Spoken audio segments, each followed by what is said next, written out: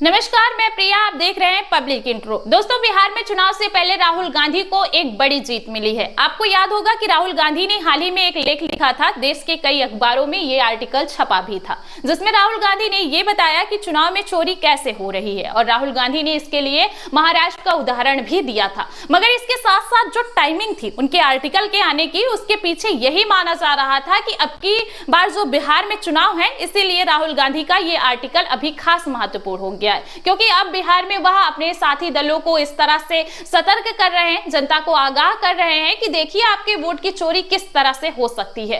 राहुल गांधी के इस आर्टिकल पर और उनके ट्वीट पर बहुत बवाल मचा। चुनाव आयोग ने भी उनका जो है काफी ज्यादा उनके इस ट्वीट के बाद खरी खोटी सुनाई थी, लेकिन अब चुनाव आयोग ने एक ऐसा फैसला लिया है जिससे ये समझा जा रहा है कि बिहार में राहुल गांधी की जीत हुई है और चुनाव आयोग को कहीं ना कहीं राहुल गांधी के दबाव में एक बड़ा फैसला लेना पड़ा है, राहुल गांधी की बात को मानना पड़ा है। और फैसला यह है कि अब जो है 100% वेबकास्टिंग होगी, यानी कि चुनाव आयोग ने यह फैसला लिया है कि चुनाव में अभी तक जो 50% वेबकास्टिंग होती थी, जो मत डाले जाते थे मतदान केंद्रों पर, उनकी जो रिकॉर्डिंग होती थी वो अभी तक 50% होती थी, लेकिन अब चुनाव आयोग ने फैसला लिया है और बिहार में फैसला लिया है कि बिहार के राज्य में जो आने वाले विधानसभा चुनाव होने वाले हैं उसमें 50% से बढ़ाकर पूरा 100% कर दिया गया है कि वेबकास्टिंग होगी। और ये पहली बार है जब चुनाव आयोग किसी राज्य में इस तरह से पूरे 100% वेबकास्टिंग की बात कर रहा है। चुनाव आयोग ने इस बारे में एक सूचना भी अपने अधिकारियों के लिए जारी किया है और क्या कुछ लिखा है उसको मैं आपको पढ़ के बता देती हूँ। दरअसल इसमें लिखा हुआ है कि चुनाव आयोग ने चुनाव प्रक्रिया के विभिन्न चरणों पर नजर रखने के लिए कई नागरिक उपाय का उपयोग करने के निर्देश जारी किए हैं। इसमें मतदान के दिन वेबकास्टिंग भी शामिल है और यह चुनाव प्रक्रिया को खराब होने से बचने के लिए एक आंतरिक प्रबंधन उपकरण है।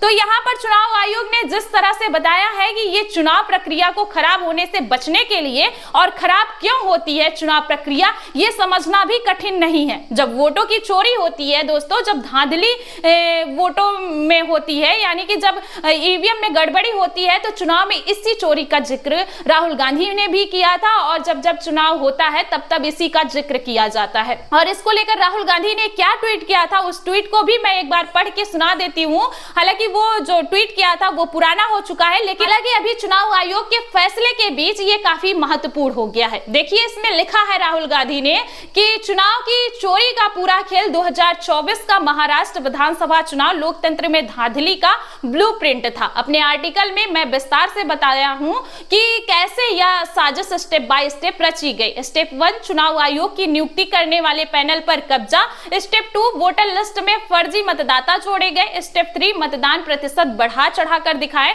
स्टेप 4 जहां बीजेपी को जीतना था वहां टारगेट करके फर्जी वोटिंग कराई गई। स्टेप 5 सबूत को छुपा दिया गया। दोस्तों ये समझना बिल्कुल मुश्किल नहीं है कि महाराष्ट्र में भाजपा इतनी बौखलाई हुई क्यों थी, लेकिन चुनाव में धांधली भी मैच फिक्सिंग जैसी होती है। जो पक्ष धोखाधड़ी करता है वो भले ही चुनाव जीत जाए, लेकिन इससे लोकतांत्रिक संस्थाएं जो होती हैं कमजोर होती हैं और जनता का जो भरोसा होता है नतीजे से उठ जाता है। हर जिम्मेदार नागरिक को सबूत को खुद देखना चाहिए, सच्चाई समझनी चाहिए और जवाब मांगने चाहिए, क्योंकि महाराष्ट्र की ये मैच फिक्सिंग बिहार में भी दोहराई जाएगी और फिर वहां भी जहां जहां बीजेपी हार रही होगी। मैच फिक्स किए गए चुनाव लोकतंत्र के लिए जहर है।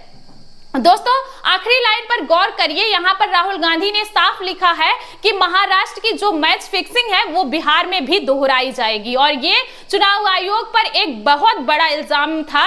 पहले ही चुनाव आयोग पर उंगली उठ चुके हैं और राहुल गांधी को भी इस चीज का फायदा मिला है कि पहले ही चुनाव आयोग पर उंगली उठा देने से अब ये नतीजा निकलकर सामने आया है। चुनाव आयोग ने भी अपनी तरफ से सतर्कता दिखानी शुरू कर दी है और ये जो चुनाव आयोग का फैसला आया है कि अब हम 100% वेबकास्टिंग करेंगे और इस वेबकास्टिंग का मतलब है कि जो लाइव वीडियो रिकॉर्डिंग और निगरानी ये दोनों शामिल होगा और इसके लिए बकायदा चुनाव आयोग ने पूरी तरह से तैयारियां होती हैं वो कर ली है और उन्होंने अपने अधिकारियों को संदेश में कहा है कि यह फैसला लिया गया है कि वेबकास्टिंग सभी मतदान केंद्रों पर की जाएगी, यानी इंटरनेट कनेक्टिविटी वाले 100% मतदान केंद्रों पर की जाएगी। हालांकि शायद क्षेत्र में वीडियोग्राफी, फोटोग्राफी आदि की उचित व्यवस्था की जा सकती है। अभी तक वेबकास्टिंग ज्यादातर महत्वपूर्ण मतदान केंद्रों पर ही होते थे और ये जो है 50% मतदान केंद्रों पर होती थी, लेकिन अब चुनाव आयोग ने ये तय कर लिया है कि हमको चुनाव प्रक्रिया को खराब नहीं करना है।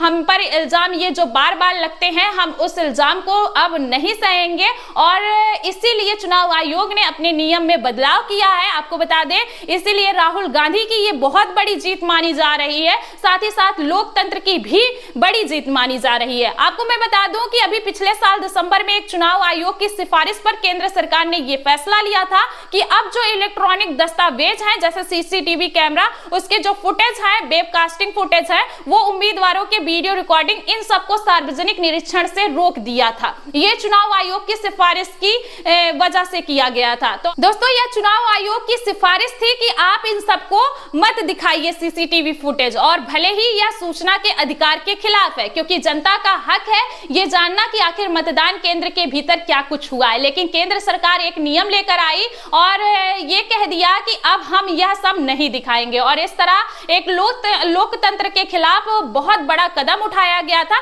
लेकिन अब चुनाव आयोग जब खुद ये कह रहा है कि 100% वेबकास्टिंग होगी बिहार में, तो इसका मतलब यह है कि बिहार में चुनाव आयोग अभी से राहुल गांधी के कांग्रेस के दबाव में आता हुआ दिखाई दे रहा है। और राहुल गांधी ने जब चुनाव की चोरी वाला एक पूरा लेख लिखा था, उसके बाद तेजस्वी यादव ने भी कहा था कि उन्होंने कुछ गलत नहीं कहा है। 2020 में यही हुआ था, हम जहां जहां जीत रहे थे आखिरी समय में हमारे प्रत्याशियों को हारा हुआ बता दिया गया, ये तेजस्वी यादव ने कहा था। तो अब ये चुनाव आयोग का जो फैसला आया है ये काफी मायने रख रहा है, और अब इसमें जो राज्य स्तर, जिला स्तर और एससी स्तर पर एक वेब कास्टिंग जो निगरानी नियंत्रण कक्ष स्थापित करेगा चुनाव आयोग, और इसकी निगरानी प्रत्येक स्तर पर नियुक्त नोडल अधिकारी की ओर से की जाएगी। नोडल अधिकारी मतदान के दिन वेबकास्टिंग को सुचारू रूप से संचालन और निगरानी के लिए सुनिश्चित करने के लिए वह जिम्मेदार होंगे। तो यहाँ पर वेबकास्टिंग का पूरा एक खाका तैयार कर लिया गया है चुनाव आयोग की तरफ से। और बिहार में जबकि अक्टूबर नवंबर में शायद चुनाव होने वाले हैं,